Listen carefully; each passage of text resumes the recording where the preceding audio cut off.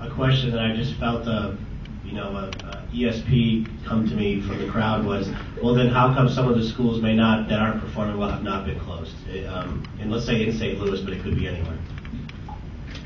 One of the issues, and we've spoken a little bit about this earlier in the morning, is holding schools accountable and defining those performance measures so that if a school is not performing well, they are not renewed or they are closed.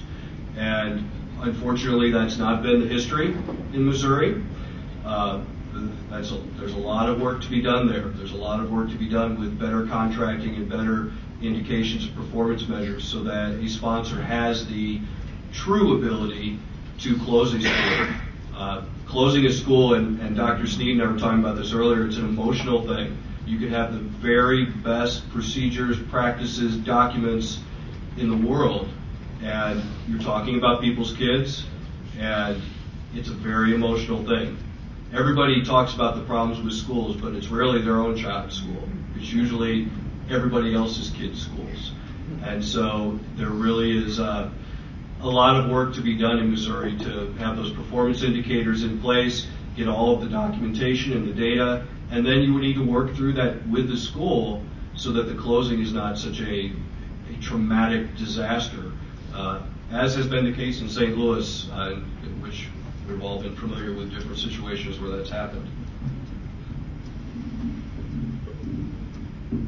I'd just like to add on the school closing piece.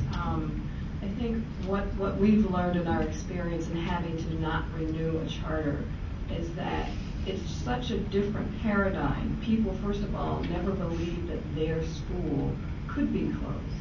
And they don't believe when it's happening that it's happening to our school. And then they get angry.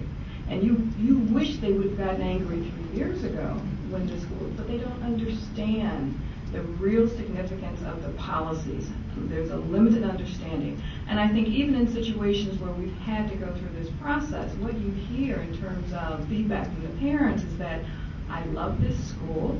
The school is good to my children. They do things with my kids. They take my kids places, and it's safe. And then you might hear, well, they didn't do that good academically over the last couple of years, but not first and foremost. So it's a real shift in paradigm, which also contributes to why probably they're not closed. And here's another one that I'll just kind of open up, I guess. Would charters be helpful to wealthy suburban districts, Clayton, Kirkwood, Parkway, or should focus stay on districts with large numbers of poorer kids? What about rural schools? Why not enter suburban districts like Normandy?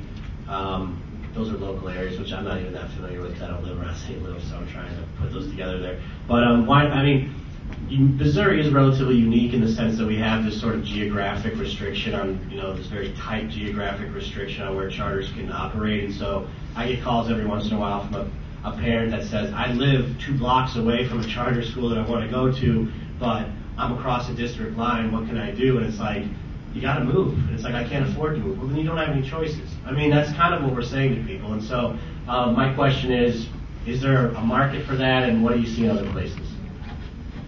I'll start. I think, obviously in New York, most of our charter schools are in urban centers for the most part. Albany is not considered a huge urban center. It's a little more suburban, and we have a handful, pocket of charter schools there.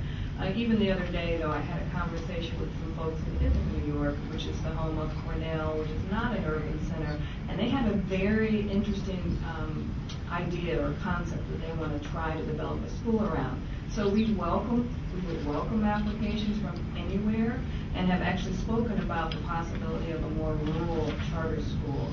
But it's really up to the individuals in that area that would want to pull this school together to make an application. But we would surely welcome them from anywhere, and it's really based upon the merit of the group and the application.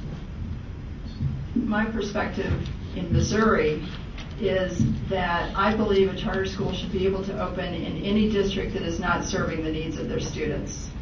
And if Clayton has a high performance rate, which we know academically that they do, not sure the need is there. Wellston, Riverview Garden,